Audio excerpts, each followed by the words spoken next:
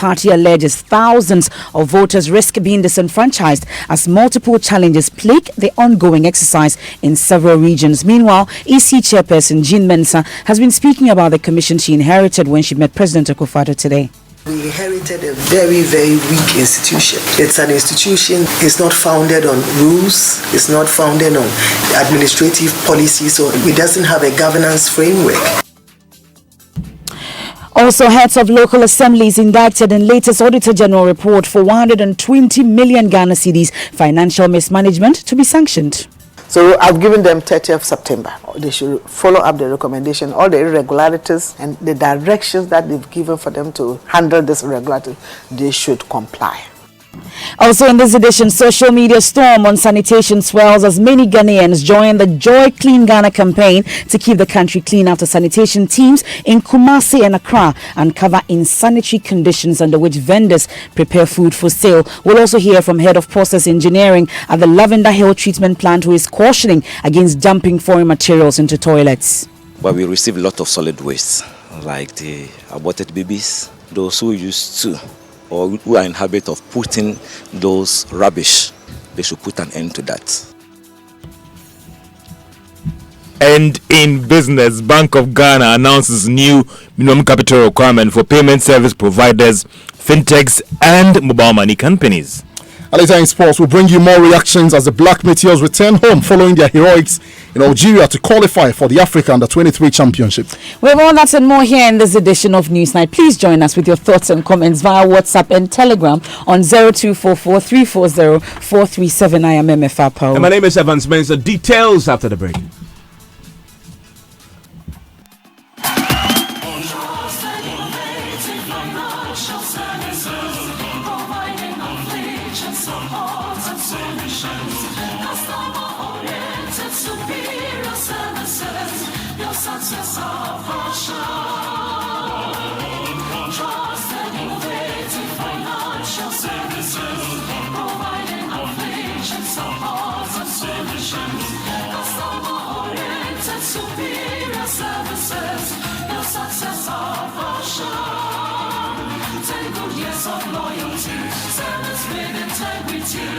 Protective of our Ghanaian brand.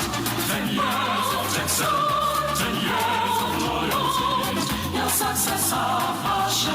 Oh yeah, your success, our passion. Your success, our passion. Ma, please give me your phone. Let me make a quick call. So you're still on that network that gives you fair data and talk time when Vodafone has double the Red 1, Red 2 and Red 5 offers. For 5 CDs, Chikra. You get 250 minutes to call all networks, 250 megabytes data and more. I'm moving to Vodafone today. Switch to Vodafone to enjoy double Intuswar on Red bundles of 1, 2 and 5 CDs. Enjoy double talk minutes to call all networks and double data to browse. Vodafone always gives you more. Dial *200# to subscribe now. Terms and conditions apply. The future is exciting. Ready? Thank you, folks. On my A list today, show some love for Contractor EB. So, Contractor, what do you think about the country's changing skyline? Oh, send them down there, Shurima. Across skyline, they change you, papa. Wow. Contractor, don't you get worried when you hear of buildings collapsing? I'm not for an swan on Tassam. It is the lackability of using low quality product. Please explain why. Yeah, cement is no quality on your gasem. Village of Fefu. It was built with gasem. Says the gasem the old construction. Osi ho pumping. She N1, Kenya Market, Kotokana Kumasi Airport, Cape Coast Stadium, Atrabu Gas Project in Gasebo, Messi, what the quality, you know what is the quality? Gasem, 3 cement grades, greater value. Gasem, the nation builder. Thanks for staying with us here on Newsnight. Newsnight is brought to you by Puma Card from Puma Energy, cash-free convenience. In our very first story for this evening, thousands of eligible Ghanaian voters may be disenfranchised if challenges plaguing the ongoing voter exhibition exercise are not addressed. Now, that's according to the opposition NDC, which says many voters have been unable to go through the process due to inadequacies of the software system. Now, according to the party, their checks across the country show many of the constituencies had materials arriving late while others did not begin the process at all on day one of the exercise. Addressing a press conference in Accra, Director of Elections of the NDC, Elvis Ifree Ankra, maintains the Electoral Commission breached the law by not making the voters register of 2012, 2016, now 2019 provisional one available to the party. Details on the precise problems of the exhibition exercise are associated with the software introduced by the EC, which has some defects. An example of the confusion is found in the numerical code of the EC, which has Ablekuma as C14 and PON as C23. But when PON opens their voter management system, it opens into C14, showing the voters of Ablekuma. In the OT region, the exercise could not commence in several centers as scheduled by the EC timetable. It could not happen in Nkwanta North, Nkwanta South, Kratchi Nchumuru, and Kratchi East. And in other constituencies like Biakunye, Buem, and Akan, the exercise began very early in the day and the turnout was low. Reports from Eastern region indicate generally arrived late in most of the constituencies. Reports from Esojamine indicates that at Manya and Yoyim centers, most of the new people who registered during the just ended limited registration were classified as face only. Others were also classified as double registration. So you have a situation where people go there and their names, they registered, but their names are not found. So the question is, we face a threat of having many voters disenfranchised through no fault of theirs, and it's real and imminent as a result of the EC's deliberate, clumsy way of conducting this exercise, whether it is incompetence. Well, the party is also alleging the printing of electoral materials for the exercise has been outsourced instead of being done by the Electoral Commission itself. Now, the Director of Elections says printing of the materials by a back press, a private entity, is illegal.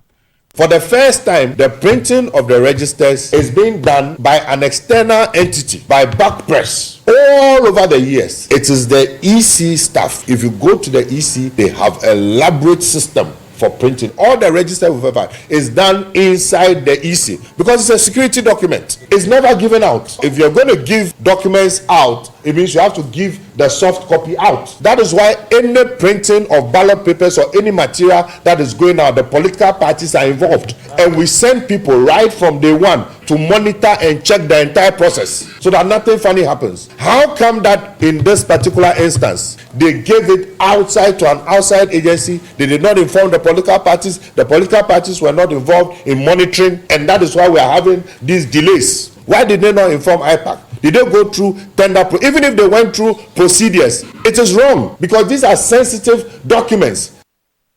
Well, the party says over 25,000 names of voters cannot be found in the register, while a soft copy of the register has also been given to a national security operative, contrary to law. Whilst they have refused to give NDC a soft copy of the register, which we demanded and which is our right constitutionally, we have information that the national security operative was given a soft copy of the register, and you can produce the name at the right time. What has national security got to do with register? Now, there's also further allegations that the party is making, and they are vowing to resist what they say is an attempt by the Electoral Commission to disenfranchise Ghanaians. The Electoral Commission of Ghana should have come of age by now and not have basic problems with basic operational matters involving the exhibition of the voters register. Before this limited registration that they proposed that they were going to do it in only district capitals, you are witnesses, we raised several issues consistently. Ultimately, they increased the number of polling centers. But even that was very problematic because the figure they had ultimately. So we have a commission where consistently when they are going to embark on a program, we advise them, we tell them potential challenges because we are major stakeholders. We've been involved in this for a long time. They will not listen and then they will go and hit the wall. Common exhibition of voters register, we are having these challenges. How do you expect us to be confident that they have the capacity and capability to run a major election in 2020, which is much more complex? And you should be worried. Ghanaians should be worried because the level of administrative incompetence being exhibited is totally untenable. So you heard that the Director of Elections of the NDC, Elvis Ifrie Ankra. Now, a number of allegations that the party put out today at that press conference. So let's speak now to the Communications Director of the Electoral Commission, Sylvia Arnor. We're grateful for your time here on Newsnight. So first allegation or first concern for the NDC is that the EC failed to provide them with a provisional register prior to the exhibition exercise. Were you required to, according to law, like they're saying? Good evening. Yeah. Hello? I'm asking why the EC failed to provide the NDC with the provisional register prior to the voter exhibition exercise. They are saying that you breached the law. That's a CI 91 by not doing so. Thank you very much, and good evening to your listeners. Yeah, on this particular issue, I would have to talk to the commission and then come out with an appropriate response. But it has to do, if there's anything, if we're going to talk about the exhibition of the voters register, the ongoing exhibition of the voters register, fine, we can delve into the issue. We'll talk about the ongoing exhibition exercise, of course. It's of importance to all of us. But a number of issues are coming up from the largest opposition party about the ongoing exercise. That's how come we have to deal with that before we talk about the ongoing exercise. So I'm asking if you ought to have provided them with a provisional register before the exercise. And I told you a short while ago that I'm unable to furnish you with an answer. At the moment. Later on, I can come back. Okay, now the issue about the printing... the issue about the printing of the materials also came up at that press conference. They are saying that back press being used to print these materials is an illegality. Is that the case? I don't know about that. I do know that they went through procurement procedures and they earned it as a result of that.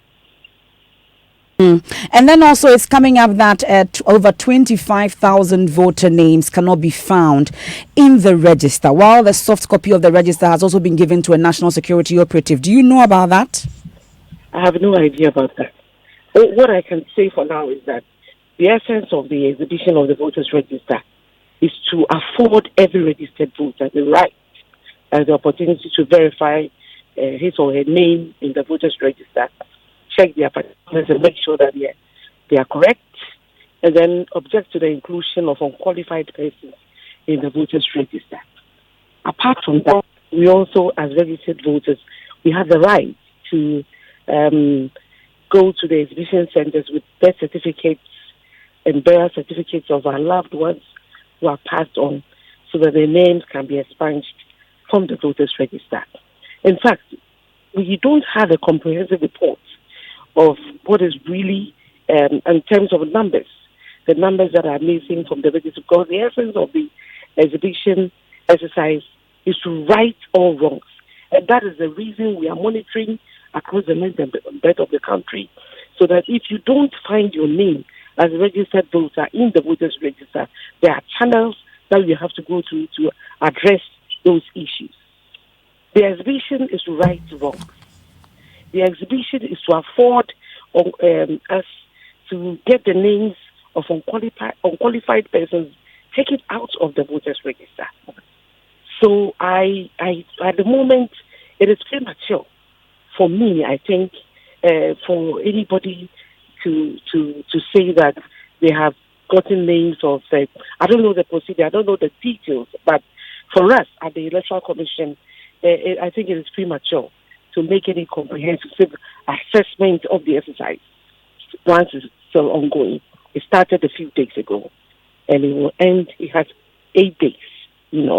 We expect all registered voters to go to the registration centers or exhibition centers, check polling stations to check their names and verify their particulars and make sure that the wrongs are made right. Now, since you're comfortable with talking about the ongoing registration exercise, on the first day, for instance, we had report in some areas where the process did not begin at all. Others also had late arrival of materials. How do you respond to that? Let me say that these may be isolated cases. I can assure you that the Electoral Commission has call centers, and our operatives have been instructed or have been directed to call those call centers should they have any operational difficulty. So we expect all operators, officials on the field to call these call centers to have those problems rectified. But do we have a problem with the software we are currently using for this exercise?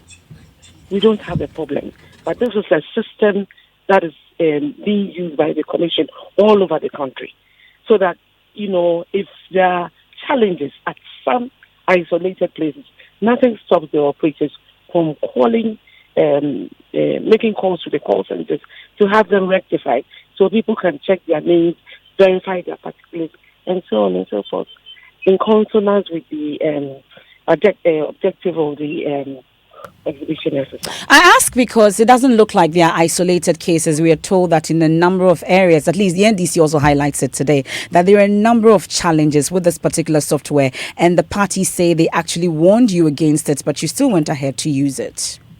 Thank you very much. You're dealing with over 30,000 exhibition centers. The reason I said isolated, because comparatively, if you look at the exhibition centers where things are going on smoothly, that cannot be compared to. We cannot make any meaningful generalization. So we go to a few compared to the over 30,000 exhibition centers. That's the reason I said isolated. At the end of the day, definitely the EC will come out with a comprehensive report, and then you understand the reason I'm saying that. And just so we are clear, before I let you off, you're saying that you're not aware if the EC was supposed to provide the provisional register to the parties prior to this exercise. I'm yet to verify this assertion. We are grateful for your. Always get back to you. Okay, we are grateful for your time, though. That's the communications director of the Electoral Commission, Sylvia Erno. Well, while this has been going on, Madam Jean Mensah today has met with the President Nana Dankwa Akufo-Addo, and has been talking about the weak corporate governance structures that they inherited. We inherited a very, very weak institution. It's an institution that is not founded on rules, it's not founded on administrative policies, or it doesn't have a governance framework. And so we came to office, and what we found was that we do not have a single policy to guide procurement, to guide finance, to guide HR, to guide administration. Nothing exists. So in a nutshell, the Commission has existed as some sort of an election machine. And over the year, we've spent a lot of effort trying to plug the loopholes to the best of our knowledge and to the best of our ability. And so it has been run as a free-for-all sort of institution to date. We have, you find staff who have been in the same position for 15, 17 years without promotion. And so since we took office, we've tried to the best of our ability to come up with some policies and guidelines to structure and to regulate our operations. Now, a director of elections of the NDC says the EC chair and her team should focus on building the foundations which secured credible elections over the past years instead of running the commission like an NGO. Consistently, there has been improvements in the entire electoral process, which is their primary mandate. You see that our system has become the envy of the world. People from all over Africa and the world come to study our system. Now, if you have an EC chairperson whose mindset and her team, and not all of them, say that for them they can take decisions without IPAC, they are not bound by the decisions of IPAC. That attitude is the cause of the problem. And let me make it blunt. There's a difference between running an NGO, a civil society organization, where you and your husband are the final arbiters. There's a world of a difference between that and running such a complex organization as an electoral commission. So what you do is that when you come in, you take your time, listen, learn, and even if you are going to bring innovations, you have to understand. You must understand the system before you bring innovations, right? You come in, IT, you want to change IT. You are procuring an IT director without going through proper processes. So new software. This is where we are. So if you're saying that the past, that he says there were no proper corporate governance systems, and were able to get successful results. Both parties alternating power with improved systems. And you, first assignment, registration for the regions, fiasco, 47%. Limited registration, fiasco. Exhibition, fiasco. Which corporate governance? Is it an NGO? That's the Director of Elections of the NDC office, Zefri Ankara, responding to Madam Jean Mensah, EC Chair, and comments she made when she met the President today about inheriting a commission with weak corporate governance and structures. Well, the President indeed spoke to Madam Jean Mensah as well and the delegation that met him today. And amongst others, I would quote what he said today. He said that, "I said it to you before and I will repeat it. I don't need the Electoral Commission to win an election. I don't want to win an election in Ghana because of the Electoral Commission. I want to win an election in Ghana because of the people of Ghana, that they make a free and open choice that Akufo-Addo will be again their choice." These are his words he put out today when he met the Electoral Commission chair led by Mrs. Jean Mensah. They paid a courtesy call on him at the Jubilee House, the seat of the nation's presidency, as part of a series of consultative meetings being held with stakeholders of the electioneering process. And you heard Jean Mensah earlier talk about inheriting a commission with weak corporate governance and structures. Now, the president also stated that to have an electoral commission that is partisan or open to manipulation is essentially striking the heart of the democratic system of the country. Now, according to the president also, what the ballot should do is to present an unvarnished verdict of the will of the Ghanaian people. That is what should take place of any well-functioning democracy, that the ballot represents a fair, clear statement of what wishes of our people are. And just to put this in context, this is the chairperson. This is the latest leg in a series of visits that she's been paying to some individuals and institutions of interest. So she was here, for example. She was at Multimedia. Yeah. I think it was the first visit she paid some time back. She had actually also met the former President John Mahama, if I recall, this year also, where they briefed them also on the elections. And this is the next leg of it, also interacting with the President on the back of the reforms that she announced to us when she first began the process of trying to deal with some of the challenges. I remember one of the controversial things she said back then was how the software that they used to run the elections itself were not in their control, and the keys to it were in the hands of a private company, and they're trying to deal with the challenges there, the internal procurement, total breakdown of procurement rules within the Electoral Commission. This is all coming on the back of the fact that a number of EC commissioners were sacked, were removed from office because of procurement breaches, including Madam Charlotte Osei herself. And so she's sort of been given a picture of what they inherited. And same thing she's been telling the President today at the Jubilee House. We'll be listening to the President shortly. I must also add that Professor Jega is in town, the former INEC boss of Nigeria. He's visiting the Electoral Commission as well. So I'm sure he was also part of that delegation to the Jubilee House today when they paid that courtesy call on the President today. So the President has also been talking about IPAC reforms. You know, that's also an issue that has come up. And he said that since its institution somewhere in 1996, it has provided a welcome platform for all political parties to have their say and discuss with the Commission directly matters as stakeholders. Institutionalizing them is very important. Now, on the EC's suggestion to persuade political parties to merge, the President said, "I am not so sure that encouraging parties to merge is a part of the functions or remits of the Electoral Commission," adding that those decisions, I believe, are for the parties. Yours as a commission is to provide the regulations and the ambit within which the parties can operate. He also described as important the efforts that the commissioners are making to strengthen the EC, enhance its institutional capacity, and control its own processes. Well, there have been talk also about the EC being a free-for-all institution on the back of Madam Jean Mensah mentioning that they have a weak corporate governance and structures. The president has been speaking to that as well. We'll definitely hear from the president in his own words what he said to that delegation from the Electoral Commission. You're still listening to Newsnight here on Joy 99.7 FM. You may want to join us with your thoughts and comments via WhatsApp, also on Telegram on 0244 340 437. But still to come, heads of local assemblies indicted in latest Auditor General report for 120 million Ghana cedis financial mismanagement to be sanctioned. I'm sure we can talk about that because the local government minister Hajia Alima Mahama says heads of local assemblies indicted in the latest Auditor General report will be sanctioned.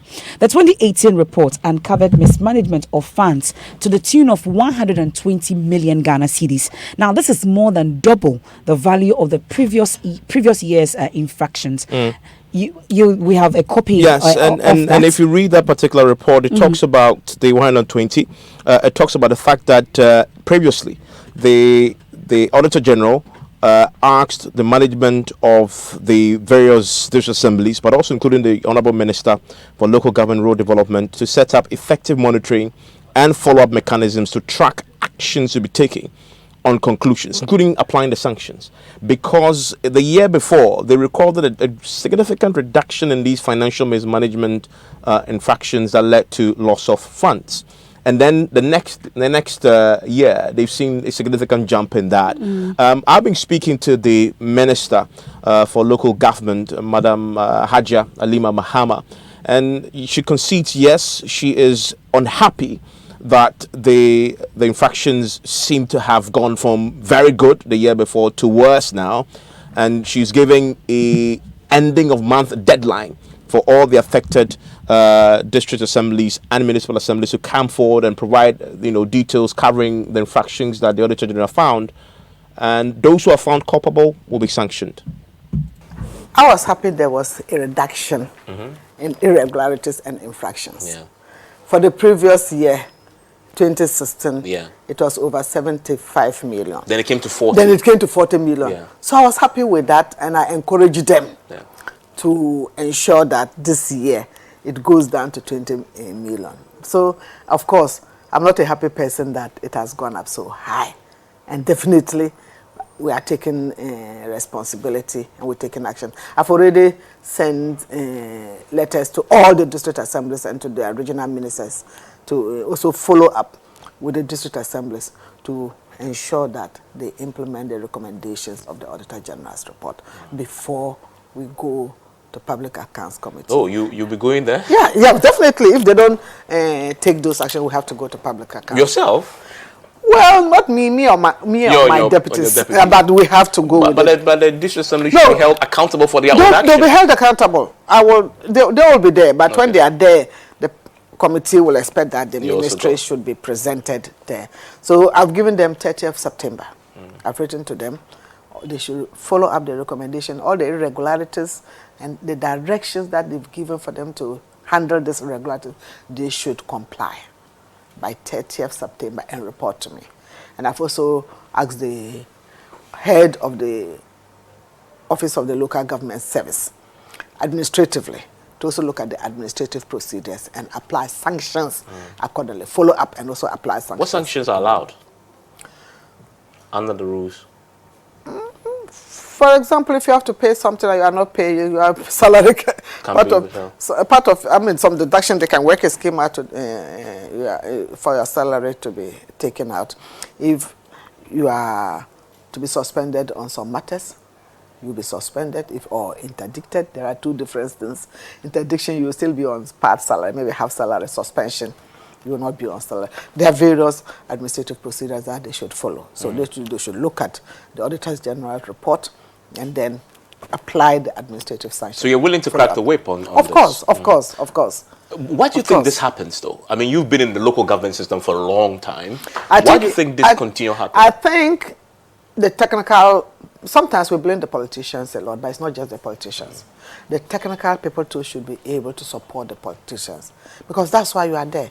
You have a coordinating director, you have a finance officer, you have an internal auditor, and you have the works engineer and all, procurement officers. We have all that. they should be able to support the district chief executives in the procurement process. If a DC is telling you, if we start cracking the whip also on the technical staff, the next time a DC, assuming a DC tells them to bypass certain rule, they have to tell the DC that no, this is illegal and I cannot be committing an illegality. But they shouldn't just sometimes they may even do things that the DC too is not aware. So I'm not just holding only the MMDCs responsible. I'm also holding the technical staff responsible, and that's why I'm directing the head of the Office of Local Government Service to also look at the technical staff, the administrative staff, wherein they went wrong, and apply the whip. Well, in December, Ghanaians will decide in the referendum whether or not to allow the election of municipal and district chief executives on the ticket of a political party. Now, the local government minister appeals to voters to vote yes in the historic referendum. I prefer consensus, because the consensus will also build up and support the referendum. The referendum provides the amendments for an entrenched clause. 40%, at least 40% of registered voters must turn out. And of the 40%, 75% must vote in favor of it. So a consensus, our preference is for a consensus. We need to have that consensus to move forward. As you indicated, it's a major reform. And doing this, we have to even look at the whole policy framework again, and then look at other consequential legislations that we need to amend to bring it in tandem. And I believe it's our government position, and I also believe strongly that we need to have our local level leaders elected. We should have, it's important, and enable them to be responsive to the people, accountable to the people. And then MPs, we are always on our toes, looking at our constituency, pushing for development of our constituency, because we see that is what they want, and we have to push for it, even though we are legislators. But we push for development. We see us moving around to look for development projects for our places, because we know that 4 years we are going to go back, and they're going to hold us accountable. You've said we said today for 4 years. What have you done? So I think that principle should be applied to the local authorities, the local government leaders. Do you have the bipartisan support you require to get this to the finish line? I thought I did, until I had your friends in parliament. My friends in parliament opposition that saying other things that I don't understand. But generally, when we started this discussion, I thought I had their support. If you recall, the Catholic conferences had a meeting, invited all parties, and all parties at that Catholic Bishops' Conference indicated their willingness to support. In fact, the General Secretary for NDC indicated that this is about time. We've had this for the past 30 years, and we should move further, and that we must have our MDCs elected. And it was positive. So for me, taking this to Parliament for them to pass, and then now dragging their feet, was a surprise to me. So it's not over yet. Parliament will resume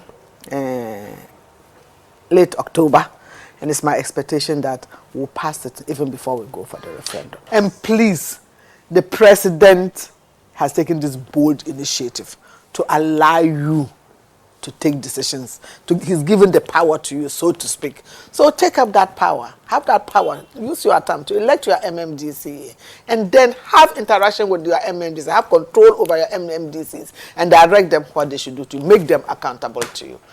And that's Haji Halima Mahama. She's the Minister for Local Government and Rural Development. Still ahead.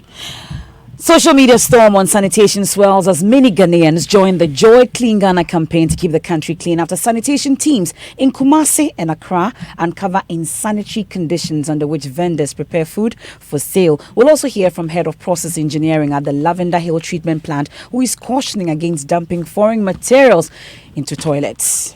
But we receive a lot of solid waste, like the aborted babies, those who used to or who are in habit of putting those rubbish.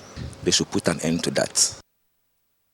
George Yafe is here with the latest from the world of business. George, what do you have in the headlines? Well, Evans coming up, Bank of Ghana has announced new set of minimum capital requirement for those in some other areas apart from the commercial banks, and one that will be of interest to you is for the mobile money operators. They are required to have about 20 million Ghana cedis, representing a 300% jump in what they need before they can operate. And also the receiver for UT and Capital Banks complete payment of the needed packages for the workers. The business news on Newsnight is brought to you by MTN Business. Welcome to the new world of business. Kingdom Books and Stationery, your number one stop shop for all your office essentials. And First National Bank, we are the bank that understands your business. First National Bank, how can we help you? So everyone says I'm a Kosia filler, but it's not like I'm nosy or go out to find out the latest filler. It's just that I get 50 megabytes of data free after paying for only the first minute of every call. And so I just keep discovering stuff minute after minute. That's how come I was minding my business, scrolling through my timeline, and I found out Coco has a new baby. Oh, and last week I learned Ken won the lottery. You see, Ken is my brother's friend. So hello, look who's about to roll with the rich and famous. Enjoy even more value with MTN Free After One. You only pay for the first minute of your call on MTN Free After One, and the rest is free. Plus, you enjoy free 50 megabytes worth of data to browse your favorite sites. Compare where, compare there. So dial *315# to sign up. We day for you everywhere you go. Terms and conditions apply.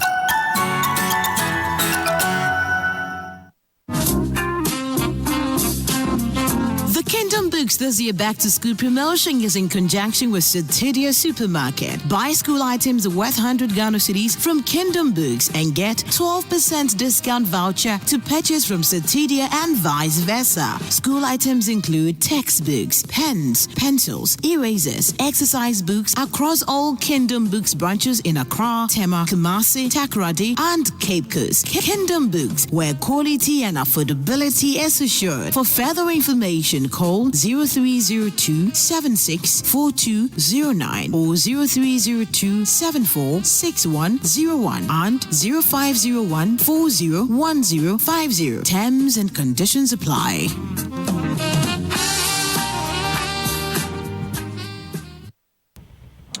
Welcome back to Business on News. Now, the Bank of Ghana has announced a new set of minimum capital requirement for the various payment platforms, fintechs, and mobile money firms before they can do business in the country. The move has been influenced by the coming into force of the new Payment and System Services Act. Mobile firms might have recorded the highest increase of more than 200%.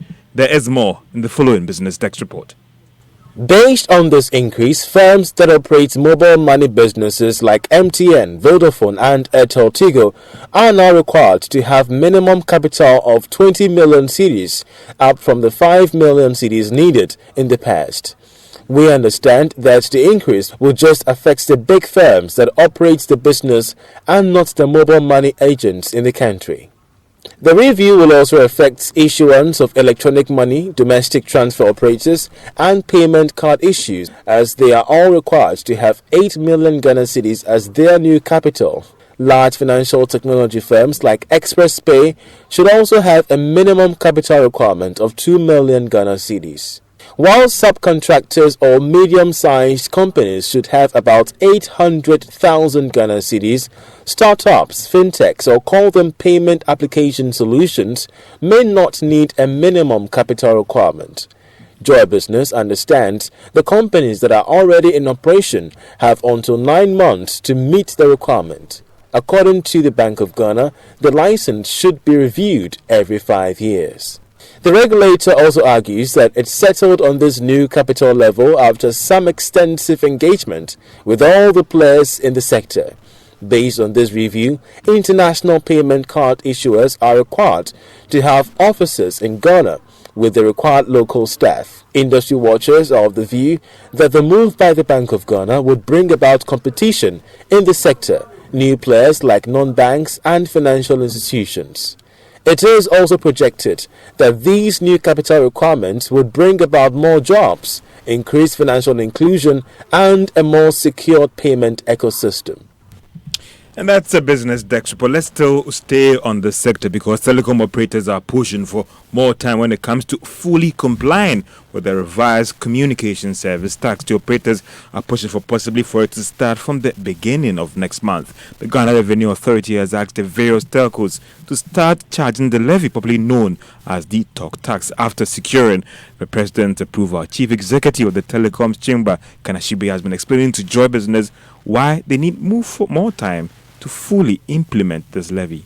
Our members are currently getting back to GRA, telling them where they are in the configuration state so that they would ask for a bit more time to be able to complete it. So, but as good corporate citizens, for us, this is government tax, this is law once the president has signed it. So we would want to implement it as per what the law says. The only thing is that there are some challenges that you have to deal with to be able to recalibrate your systems and all of that. And that's what we are going in. And once that is done successfully and we agree with the GRA based on the works that the individual OPCOs have, definitely this is government tax. So as we all know, the tariffs of the telcos themselves are not going to change. The only thing that is going to change is that the CST that you pay, would you pay more CST instead of 6%, is going to be 9%. Chief Executive of the Telecoms Chamber, Ken Ashibe. The receiver for the defunct UT and Capital Banks, Visha Sherbo, says he's been able to clear all the required packages due the workers of these firms. Significant number of the workers of these defunct banks were absolved by GCB, while the rest had to go home without the required settlement. But Mr. Sherbo says that they've been able to address all the concerns of these workers. If we had gone according to the provisions of Act 930, we would probably still be sitting here today without enough resources to make that payment, because that money ordinarily should have gone to Bank of Ghana to repay the support that Bank of Ghana gave to UT Capital Bank. So that has been dealt with. We don't have any further issues with UT Capital Bank staff. The other two we're dealing with in terms of banking is Premium and Heritage Banks. Again, there we've come to agreement with the former staff. We have recently been able to mobilize enough funds, and we are in the process of sorting out the paperwork that will enable them to be paid exit package. So let me get some clarity here. That money that you've actually paid to the staff of UT and Capital, was it their salary that you paid off, or it's a severance that have been paid? It's an exit package. You remember when the bank went into receivership, licenses were revoked. By virtue of the regulatory action in terms of revocation of licenses, the business had to come to a halt. So we went into a process of negotiation with the former workers, and we came to an exit package. So it is not salary. Yes, so it's an exit package. Okay. Yeah. So that is exactly what we're referring to. So we've paid that. Everyone has it. Everybody. Yes, we've paid. How much? In a separate development, the receiver says he supports calls for a special court to deal with the issues with respect to these defunct banks in terms of recovering all those assets.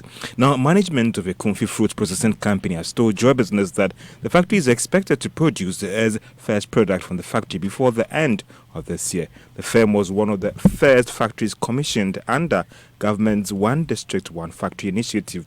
Frederick Konyakwa is the operations director of the company. He's been speaking to Joy Business after taking officials of the Ghana Export Promotion Authority on a tour at the factory. Some stilts around, but what you see here is a factory. We're just tying the little knots at the end, and then we'll get our processing through. What kind of products are we going to have from here? Okay, for us, when we began our business case, was that pineapple is so boring. I mean, pineapple only will be boring, and we know patrons enjoy pineapple with ginger and pineapple with other stuff. So what we have here is a base, a pineapple base with other things added. It's a Kumfi Fruits and Juices Limited, but we have a pineapple as our base because a Kumfi is a pineapple growing enclave. Siting here will get us to do more of the pineapple here and then take advantage of other things that we'll add. So we are presenting to the market a couple of juices which has pineapple as a base. So we have pineapple with ginger, pineapple with passion fruit, pineapple with citrus, pineapple with watermelon, the tropicals. All of that is what we are presenting to the market. Frederick Akwa is with the Kumfi Fruits Processing Company. Now, the commercial transport operators have directed that their members should fully comply with the proposed transport fares. Now, this is expected to take effect from Monday. They are actually proposing a 10% jump in transport fares. They are saying that they've actually affixed or posted the required fares that should be paid by all members from Monday, and they should fully comply onto the stock market. Some good news for MTN shareholders. That is, their share is now worth 71 pesos after going up by a Peswa. Now that's all for business on Newsnight. Thank you very much, George. Let's talk about sanitation now, because the Joy Clean Ghana campaign is tonight brewing a storm on social media as many Ghanaians express worry about the unhygienic conditions under which food is sold and prepared in Kumasi and Accra especially. Well, in Jamestown, sanitation inspectors from the Accra Metropolitan Assembly have given 7 residents up to 48 hours to clean up their surroundings or face prosecution. Now, during a tour of the enclave as part of the Joy Clean Ghana campaign, inspectors uncovered serious insanitary conditions. One food vendor was found to have stored plantain close to a toilet. In fact, this food vendor was using the heat generated from the toilet to ripen the plantain that she was using to, for frying purposes to produce yokagari for people to. And then I'm told it's a favorite joint for most people in that particular and she's using area. biogas to get the plantain ripe. Not biogas. Okay. You put it too nicely. Okay. Was simply using the heat from the excreta from the toilet to ripen the plantain. Here's MFA Jadosi's report. The team served notice to a food vendor who was selling at the edge of a gutter that was inundated with greyish fluid, food residue and plastic bags. First thing, your poucho, tum, why? That was not all. The Assembly's bylaws demand that food vendors cover their heads and wear aprons. One food vendor was found not to have covered her head. Rather, she had painted her nails. Cover your head so that the hair will not fall on the food. And then apron. Without that, you cannot sell food for public consumption. Let me see your fingernails. You are not supposed to paint cuties or whatever. In another home, there was only one toilet, serving over 25 residents. Now we nipa boy 20 something. Now we see we use toilet. Say, ebi amuko toilet no bathroom na mo chichirichiri do two baby meboa. Serve them the letter. I'll give it to Vera.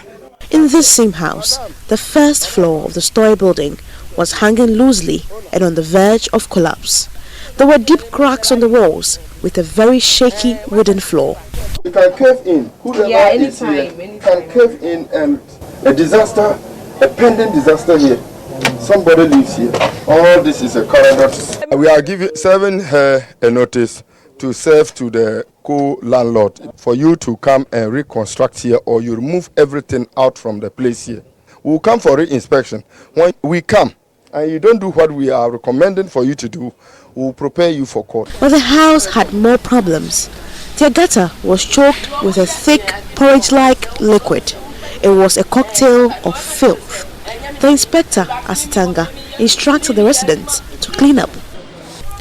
In the house of a popular beans and fried plantain seller, we found her dishing out and selling food right in front of her bathroom that had green algae. The team found out that her health card was also outdated. Guess what? She also fried the plantain at the entrance of the toilet. The most worrying situation for the inspectors was when several bunches of plantain meant for gari and beans was being stored by the toilet, an attempt to get it ripened by the heat generated by the latrine. I'm not giving anything to you that is in the toilet there.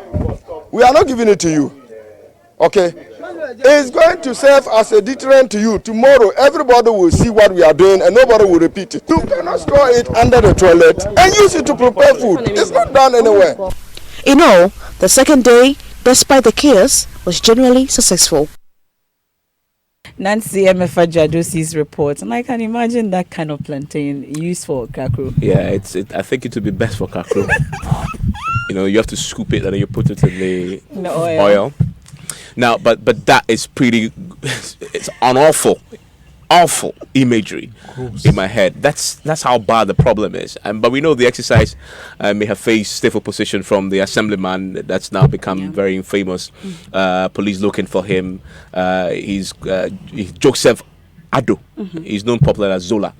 And his team leading to the slapping of the Major Online photojournalist David Anto. But the chief executive officer for the Accra Metropolitan Assembly, Mohammed Ni Ajesoa, says the exercise will continue until the objective of making Accra the cleanest city in Africa is achieved.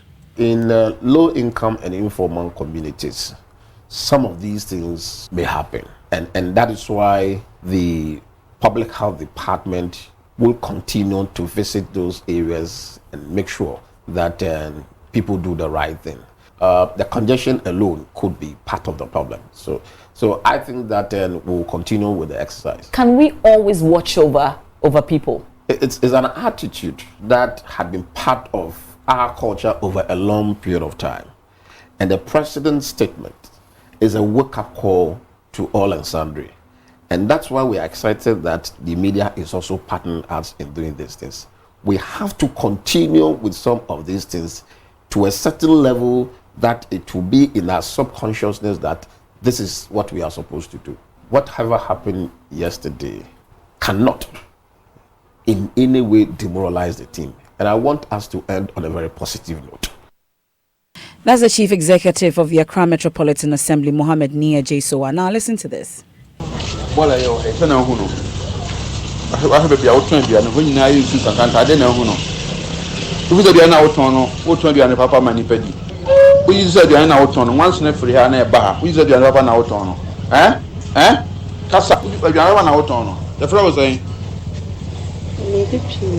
your name?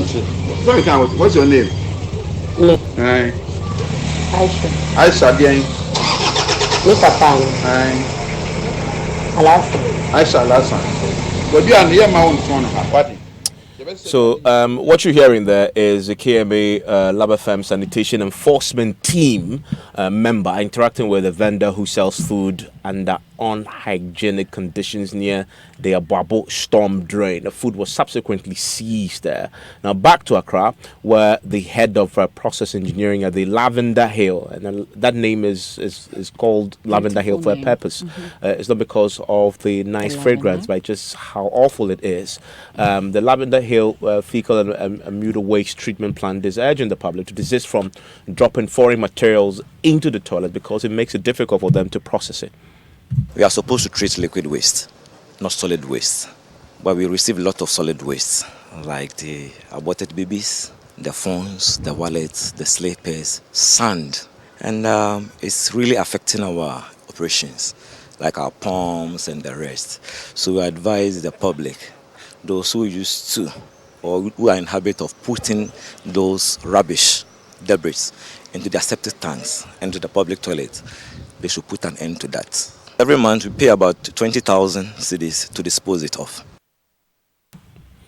Another very disturbing soundbite there, again on sanitation. Please join the conversation. Hashtag Joy Clean Ghana. It's on Twitter.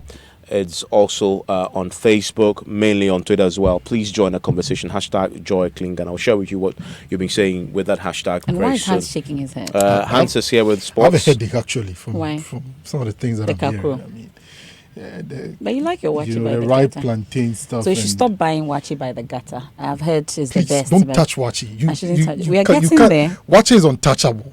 I mean, at least not from the areas that I buy my wachi. So But we all need to change our mindset. This thing about if it's sold close to a gutter, then it's the best. Especially Hausa Kuku. So you see, once you give them an angel sell by the gutter, now they are actually now using the toilet to before you realize they descend to ripen the plantain. Yeah, absolutely. They're using what? The toilet. To ripen the plantain. You hear the story there. That's join that conversation. Hashtag Join Clean Ghana. What do you have in the headlines? Right, so they were heavily criticized for a rather drop performance in their first leg encounter against Algeria in the Africa Under-23 Championship qualifier last Friday. I'm talking about the Black Meteors. Well, they defied the odds, went to Algeria and grabbed a 1-0 victory to qualify for the final phase of the 2020 Tokyo Olympic Games qualifiers as the Africa Under-23 Championship. The Black Meteors returned to the country to a rapturous welcome at the Kotoka International Airport. Head coach of the side, Ibrahim Tanko, spoke on arrival. I think it was fantastic to be received like this after a very good game away. As we are all aware, after the 1-1 against Algeria here in our stadium, I mean, a lot of people have lost hope on this team, but we managed to go and do something and qualify to Egypt. So I think the reception was very good. We knew from the beginning that we have a very good team. I mean, in football, there is a bad day, and I think last week, Friday, was one of the bad days we had. And after the game, it took us 2 to 3 days to sack the boys, and I think they show a lot of character in the game and then deserve to qualify. Head coach of the Black Meteors, Ibrahim Tanko, and in sports on Newsnight. And you're still live here on Joy 99.7 FM, and it's still News Night. My name is Evans Mensah. I am MFA Paul. And earlier we brought you the story. I want to quickly return to it. The Electoral Commission chairperson's visit to the Jubilee House, where they met with the president and talked about the processes leading to the referendum, but also the elections and the reforms the Electoral Commission is undertaking. One of the key things that emerged is the president's own assertions about his commitment to a free and fair poll and his declaration that he simply doesn't need the Electoral Commission to win an election in Ghana. Listen to the president. With the manner in which our democracy has been evolving and strengthening all the time, it is not an accident that in this period of democratic growth in Ghana has also seen the longest period of stable constitutional rule that we've had in our country. And we need to maintain that so that we can plan for the future in an efficient way and be able to assure our people the security and safety they require to be able to go about their normal duties. So thank you for coming, and let me wish you the very best of luck, and that you continue in the path in which you have set yourselves. You will have our support. I said it to you before and I'll repeat it. I don't need the Electoral Commission to win an election. I don't want to win an election in Ghana because of the Electoral Commission.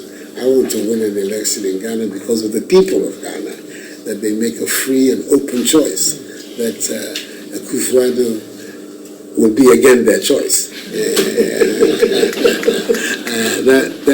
That would be my take on this, and not because the Electoral Commission is helping me to win an election. No, I wouldn't want to do that in those circumstances. And that's the president there speaking when he met the chairperson of the Electoral Commission today. But some of your messages quickly before we go. This one from Kofi Sedu says, why should the chairperson of the Electoral Commission write to the president with complaints when per the constitution the EC is supposed to be independent?